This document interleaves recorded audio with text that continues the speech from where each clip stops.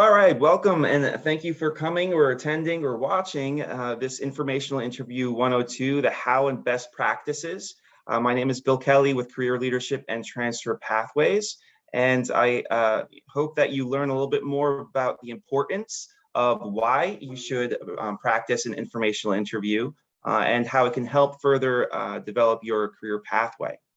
So let's jump to the first slide here. And actually, I'm going to introduce, since we have on the call, we have Jeremiah Florent and Elizabeth Gwen. So if you guys want to give a shout out and introduce yourself. Sure. Hi, I'm Elizabeth Gwen. I work with Bill in the Office of Career, Leadership, and Transfer Pathways in MAC 105. And please make a note of the contact resources enable you to get in touch with us to further help you as you journey through the interview process. Mm-hmm. All right. Hi, my name is Jeremiah. I am a student employee here at Brookdale. This is my second year, so I am looking to see and learn as much as I can about interviewing and preparing for my life outside of Brookdale. Awesome. Well, thank you both for joining the call here. So let's go to the first slide.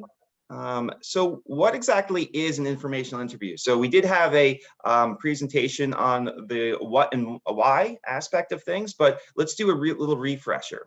So exactly what is an informational interview?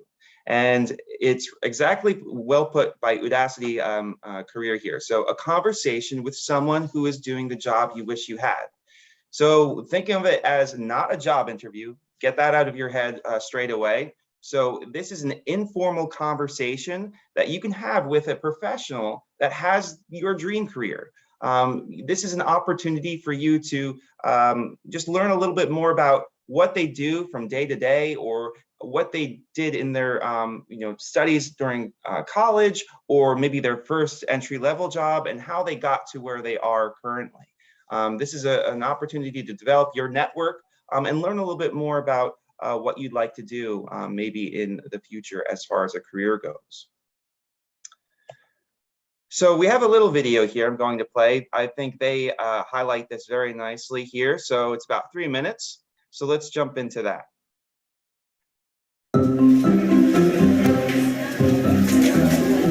An informational interview is an amazingly powerful tool. It can help you learn about different types of work you're interested in. And by providing inside perspective, it may even connect you to opportunities you couldn't see from the outside. So let's take a look at what informational interviewing is all about. An informational interview is not a job interview, and it's not a trick you play to get a job. If you're asking for a job and they do have one, then they'll likely start judging whether you're a good fit. And if they don't have one, then that conversation ends there. The key to a successful informational interview is curiosity. With sincere curiosity and good questions about your interviewee's life and experience, you gain insights into their successes and failures, how they got where they are, and what's important to them.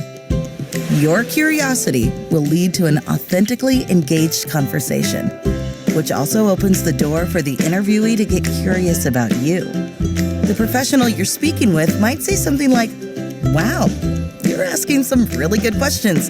And in that transition, informational interviewing becomes even more valuable for someone looking for work. Informational interviews give you an opportunity to see what kinds of work resonate with you and help you determine what communities you would like to be a part of. In a good informational interview, the professional you speak with gets a lot out of the conversation too. They get to discuss their life and their work with someone who's curious about their experience and values their expertise. Plus, they get the pleasure of talking with someone who's genuinely interested in what they do. How do you do it well? Here are 5 tips to get you started. First, do your homework. Take some time to research LinkedIn or other online platforms to learn about the professional you're interviewing. Consider what questions you have about their life and work. The second tip is to try to meet in person. On the phone is okay, but face-to-face is best. 3, always try to buy the coffee or lunch. Your interviewee is giving you their time. Paying is a good way of showing your appreciation and beginning to create a connection. 4, ask your interviewee who else they recommend you talk with. If the interview has gone well, they may be willing to connect you to other professionals you can learn from and who might have opportunities for you. Finally, tip number 5, after the interview, send a thank you. Email is okay, but a handwritten note is even better. And if they asked you to keep them posted on your progress, do so. All right, so I thought they did a really great job with that. So now we have a little bit more of an understanding of what an informational is and why we should be doing it. We have a little recap on bullet points coming up here. So of course, we want to make sure that we are doing our research, right? So this is a great way for you to have someone in front of you and have these conversations in real time that you can really discover and understand what a particular career is and how it could be one that you'd like to pursue. So, right, learning how to develop your career pathway, and then just gaining that overall insight, which is very, very important. And you might realize that the career that you thought you wanted to pursue, maybe after this informational interview gives you some pause, and that's okay as well. But it just prompts you to maybe conduct another informational interview, or maybe conduct a little bit more research on another company and cross-check what you're really collecting in terms of data and perceptions of that particular career. So in a nutshell, it's going to be an adventure, and this is a great way for you to develop a little bit more understanding. And it's also great for just growing your overall network connection, which is very important. But most importantly, the act of conducting an informational interview is an opportunity for you to develop your career readiness competencies, such as communication. So if you're not aware of career readiness competencies, there are 8 competencies developed by NACE, or the National Association of Colleges and Employers. They do some fantastic research with higher education and also employers or even Fortune 500 companies. What are these employers looking for in entry-level candidates? And they've developed these key 8 career competencies that, while you're a student studying here at Brookdale Community College, you really need to get under your belt and have opportunity to work on these. So by way of an informational interview, communication, which has been deemed the #1 career competency by employers, is a great way to practice this, right? So what's involved with communication? And I think when we look at Jeremiah's illustration here, this really highlights that, right? So, to be an effective communicator, you need to clearly exchange information, ideas, facts, and perspectives with people on a team or within an organization or within a service, or like what is depicted here. So, if someone's taking a customer's order, right? Effective communication needs to happen, or there's not going to be a meeting of the minds, right? Whether it's ordering food or working on a project. So Jeremiah, if you want to share a little bit of your thoughts and on your illustration here and how you got to where you are as a digital content creator. I think this was a little interesting because in the previous video, it was showing like 2 people communicating in a setting like a coffee shop or like some place to eat out, just asking questions about a certain career. And when you see this illustration, you could see it as almost the same thing. 2 people like in a business, well, in a coffee shop or wherever, and communicating about whatever they need or the information about a certain job or through the waiter. So I think communication is a useful tool to be able to tell people what you need or what you need to know about a certain job or opportunity. Yeah, absolutely. And when it comes to practicing these career readiness competencies, it could be a little daunting to interact, even though it's an informal type of conversation with a professional. There's still, maintaining eye contact or just getting over the jitters of meeting someone that's a professional in that field, right? It could be a little bit intimidating. So by conducting these types of experiences, you're enhancing your ability to get out of your comfort zone and become a little bit more confident and communicate a little more effectively with, say, someone who can seem a little intimidating, such as a professional. So this is a great illustration, and Jeremiah is always doing some wonderful work for our department through the student employment program. So thank you so much, Jeremiah. Thank you. All right, and you can also see, if you want to learn a little bit more about the NACE competencies, there's that QR code that you can scan. But you might be thinking, okay, well, I understand the what and the why, and it's really important to conduct informational interviews, but exactly how do you get started? And I always like to tell students that there is your local network and your extended network. So your local network being who's around you in your proximity, right? So family, friends, teachers, professors, Brookdale staff, or even current employers or a coworker. These are all important assets that you can have within your local network to learn a little bit more about not only a particular career, but maybe what type of success behaviors you should be adopting to advance your own career, right? So it's actually quite surprising. You don't think, oh, I'll ask my parents or my guardians or whoever's in my household what they do. What is a typical day in their line of work?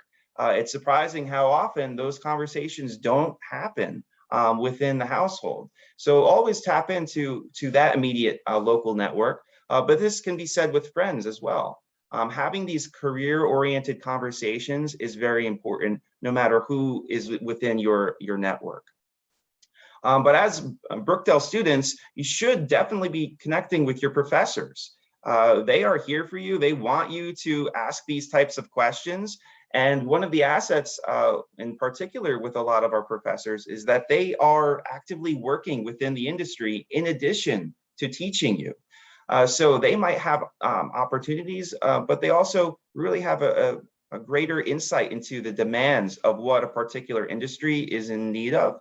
So you can best develop your career pathway to match that need. And you could also ask your current employer, right? So if you're working as a cashier, or maybe you're a server at a restaurant, there are so many different professionals within that type of environment that could have a wealth of information for you that could better your career development. But of course, once you tap out your local network, right, that's when it goes into the extended network, the people that are not in your close circle. And this is important because most likely they have your dream career, right? They are the ones that you wish you or you aspire to be one day. So it's really important for you to connect with professionals that have this career that you're interested in. Now, there are a number of ways that you can do this. Of course, COVID put a damper on a lot of these ways where we can meet professionals organically. But the internet is there for you, right? It's there for you 24/7, and it has a wealth of information. So I would say 99.9% of companies out there are represented with a website online. There's nothing stopping you from just researching, Googling companies within a particular industry, discovering their mission, their about section, and hopefully they have a directory of employees that you can use to contact. But as COVID is lessening, there are also networking through job fairs. This can be both virtual or in person, but just meeting people organically that way could be a great way for you to ask. Maybe you can schedule an informational interview with someone. And then the same can be said with attending special speakers or workshops like this, right? I'm open to being asked for an informational interview. And volunteerism, great way for you to get out there in the community and meet a wide cross section of professionals because it's important that everyone gives back to their community, and you never know if you are both working and volunteering in the same organization. Instantly there's a common bond, and maybe that's going to prompt a little bit more discussions and hopefully the scheduling of an informational interview. But I think one of the best ways that you can investigate potential careers and connect with professionals out within your extended network is LinkedIn. So if you're not familiar with LinkedIn, it is a networking tool that's similar to a lot of social media platforms, but in the umbrella and lens of professionalism. So it's only used to network with professionals and search and apply for jobs that are out there. So let's actually explore a little bit of LinkedIn. So if we go back here, so if you have a LinkedIn profile, fantastic. Make sure that you're connecting with our office here, Brookdale Community College CLTP. This is our department webpage. So we have, we're following currently a lot of employers and organizations throughout the state of New Jersey. So we like to share different opportunities that come about. So it's important that you're connected with us. So your newsfeed also represents the opportunities that we share. But we can see if we go to the home screen here, so once you build out your profile, it'll look like this. So once you start following companies of interest and connecting with professionals that have the career that interests you, it'll start to develop or curate your news feed, which is really important because, like I said, it sort of connects you to all these different opportunities that are of interest to you. But when we're looking for outreach for a person to possibly conduct an informational interview, it's important to understand how you can find these individuals. So you can find them by just scrolling through, and you can see, okay, so we have Lori here, who's a direct sales associate. She just posted. If you're interested in sales, okay, well, maybe I want to click on Lori's profile. And as we can see, we scroll down, we have 3 mutual connections. Then also we can see her activity here. We can see a little bit about her about section. And now we're getting into the gold, right? So this is her career path and how it unfolded. So if you're looking through and some of these experiences maybe chime or resonate with you, oh, that's really interesting. I was thinking about being a teacher, or I'm interested in marketing, but I'm not too sure if that's something that I want to really pursue. You can now go to Lori and message her, right? So she's already a contact. So this is how it's going to appear for us. But you can say, hi, Lori, I noticed that you were an elementary school teacher. I'm a current Brookdale Community College student, possibly pursuing an education degree. I would love to sit down 10 to 15 minutes and via Zoom and ask you some questions about your experience as an elementary school teacher. Now, you can put that out there and Lori can not respond to you. Which might happen, but you didn't lose anything, right? But I like to flip it. And what happens if Lori does respond to you? It says, oh, hey, Jeremiah, that's awesome. I would love to share my experience as an elementary school teacher. Instantly, you have that network connection and the opportunity to gain a wealth of information and hopefully opportunities down the road. But again, understanding an informational interview is not about securing an opportunity at that moment. So if in the event, though, that we don't have a connection, so let's look up a company, right? So Jeremiah, you're actually interested in graphics and things like that. So is there a particular company or industry that you'd want me to search right now? You can try Adobe. Okay, so let's go to Adobe, right? Whoops.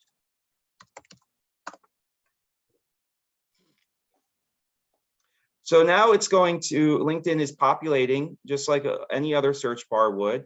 The company Adobe, right? So if you're interested in working for Adobe, we definitely want to click follow that. So now it's going to build out your news feed. But now we can see people. This is really important, right? So we can click on, say, we're looking for, I don't know, let's go to Brittany Murphy here. So she's a digital sales representative. So we can see here, we know that she's works with Adobe as her experience reflects here. So the same scenario can happen. But one of the blockades here is that she's not currently a connection that we have. So we can hit connect. And instead of just doing a cold connect, we want to make sure we're adding a note, right? And again, outreaching, stating the reason why you would like to connect. And a lot of students feel a little apprehensive about doing this, but again, circling back to it, you don't lose out on anything. If Brittany decides not to message you back or connect, okay, well, you didn't lose anything. But what happens if she does? What does that story unfold?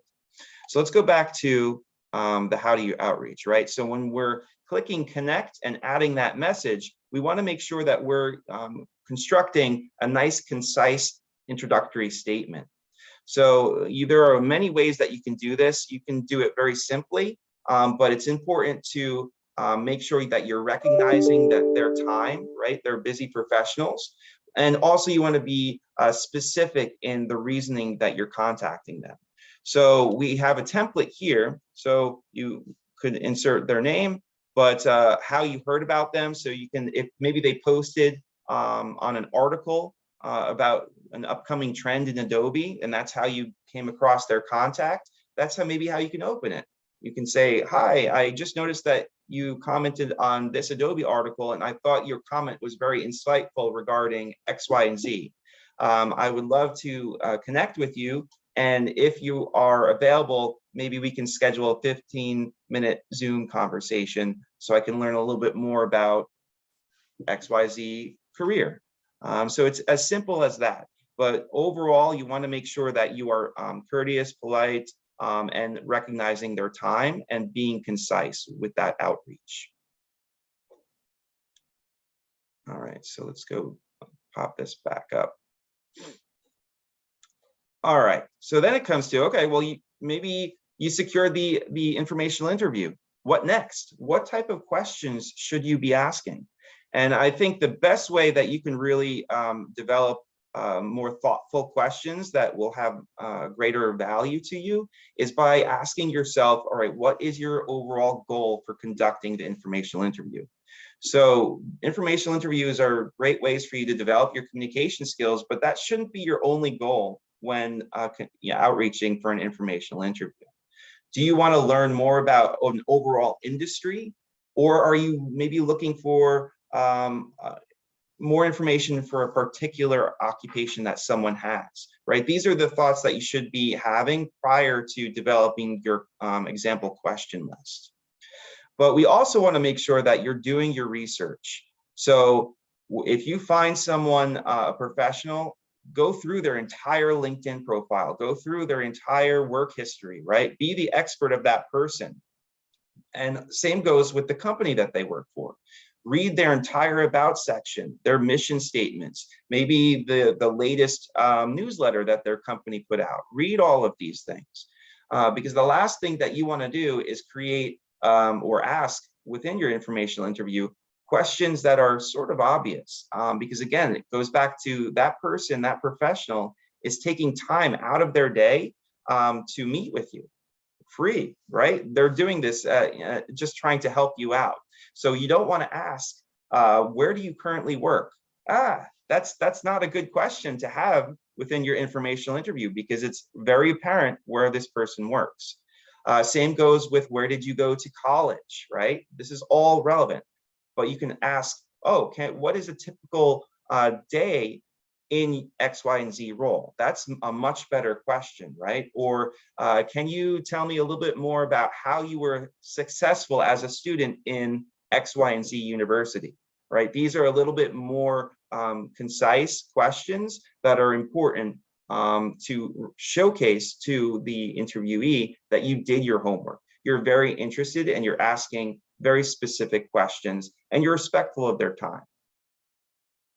So what do you think? So there are some example questions here, but can anyone share, maybe there are some questions that you'd like to ask during an informational interview that are not listed here?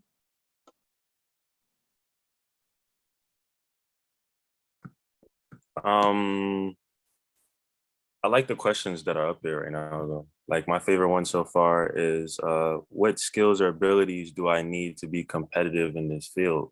Because I think like there are some fields that have like a large amount of people in them, and finding out what really sets you apart is like key. So I think I can't think of a new one, but if there was one that stands out up here, it would definitely be that one. Yeah, absolutely. I think that's a really good one to pinpoint on. Always looking to see how you can separate yourself from others is a great strategy, and having insight and someone within the field, very helpful. Right. Well, and to bounce off of that insight that Jeremiah had is even to ask the questions, what do you believe or what do you know set you apart to get your position? Hmm. Yeah, that's absolutely great too. And there's so many questions that you can ask, but then it really circles back to doing the research, right? And bringing and asking yourself, okay, well, what do I want as far as a goal for this informational interview? So there's a wealth of questions out there. So research, Google, and then curate your own list, and always have additional questions too, right? So having 5 questions prepared is okay, but you want to make sure that you have some backups as well.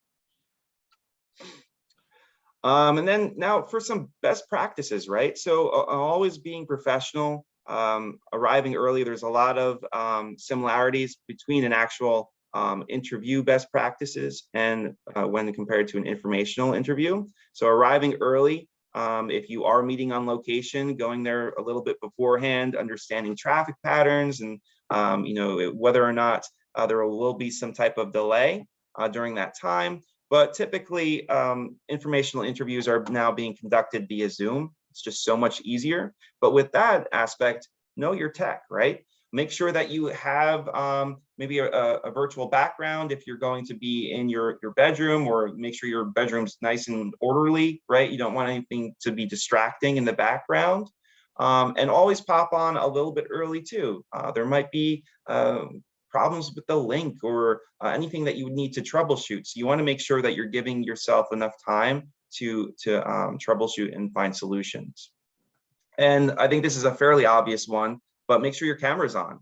Your interviewee wants to see you, right? So it's really important to make that type of connection. So having your camera on is a must.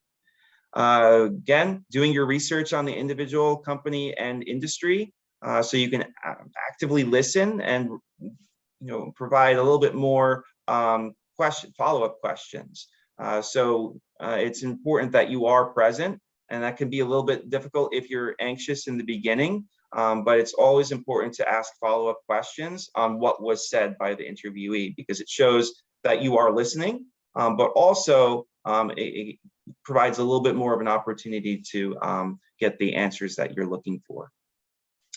This goes without saying, being courteous and considerate to the agreed amount of time, right? So if you in your initial outreach email said 10 to 15 minutes, make sure it's 10 to 15 minutes, right? Or you could ask if the meeting is going really well and you guys are really developing rapport, be mindful, say, oh, I noticed that we're nearing the end of our time here. I really am enjoying this conversation. Do you have time for one more question? And then you can gauge. They can say, no, I have another meeting, or sure, no problem. But you always want to be mindful of the time that you originally agreed on. And then be genuine about why you're conducting this informational interview. Share your own journey. Of course, not going too much into it. It's not so much about you. You want more information about your interviewee. So don't monopolize the time. But it's important to share your own journey, so the interviewee can recognize this and maybe give you some feedback or share some more pertinent information that could help you in your specific journey. And then finally, of course, don't ask for the job or any opportunities, right? You can, in the follow-up, a thank you, share that you're open to assisting with any future opportunities that are out there. But again, an informational interview is there should be no expectation for a job or internship. And of course, saying thank you, hugely important, right? Just like when we have an interview for a job, saying thank you after an informational interview is very important as well. And there is indeed put out a nice template as well for or sample of how you can construct a thank you, which should be done via email. So make sure you get that contact information if you message through LinkedIn or any other social media platform. Right, and within the thank you email, again, expressing that gratitude and appreciation for and acknowledging that they took time out of their day to help you and have this type of conversation. But also you want to mention what specifically you had as a takeaway within the conversation, right? You don't want to send just a blanket thank you. Thank you for your time. I learned a lot. Okay, but thank you so much for taking the time. I learned that this is a growing industry, and any other tidbit that you can see within this example that really was specific and that was a major takeaway, and how you benefited from the opportunity to have this type of informational interview conversation. And then I liked the last piece here again. So you're offering any assistance for any other opportunity that you can support their overall mission. It's just a great way for you to showcase your interest, and you're putting it out there that you are open to further opportunities, but you're not directly asking for a job or internship. All right, so questions. So what feelings come about when thinking of conducting an informational interview, say with someone in your extended network? What do you think? Can you repeat that again? Sure. So say you lined everything up, you have something scheduled. What feelings come up to mind at the prospect of conducting an informational interview? I would say really being excited about hearing what this person has to say, especially if it's in a field that I'm like somewhat interested in and want to hear more about, but not really attached to if I hear something I don't like, being disappointed into that either. So being ready for both. That's awesome. I was hoping that would be the word that came about. Excited, right? Because that's how everyone should feel. I think with this, it's so important to do. And if you are feeling anxious, I think if we switch out anxious with excited, there's a lot of power there to do it. So being excited about this is a great word, and I'm glad that you honed in on that. And Jeremiah, do you have any prospects in mind when it comes to conducting an informational interview? I do, when it comes to like certain companies where I could see like my art in or things like that of that nature. So finding out how do people get their work in those spaces is somewhat what I think about. Like the informational interview type thing. Yeah, awesome. Yeah, so it's all about using LinkedIn and tapping into your networks and really reaching out to those professionals, which is great. And then if you ever need help finding, if you're at a loss on who to ask, or if you want to practice conducting an informational interview, you can always meet with any representative from Career Leadership and Transfer Pathways. We have some contact information here. You can make an appointment by calling, but email is always best, career@brookdalecc.edu. If you're not on Handshake, you can find us on Handshake with that QR code. And then we also have a Career Leadership and Transfer Pathways Canvas, which you can connect with us with that QR code. But definitely don't be a stranger. And thank you both, Jeremiah and Elizabeth, for joining me. And I hope that anyone who is watching learned a little bit more about the importance of conducting an informational interview. So with that, I will see you at your next appointment, MAC 105, Career Leadership and Transfer Pathways.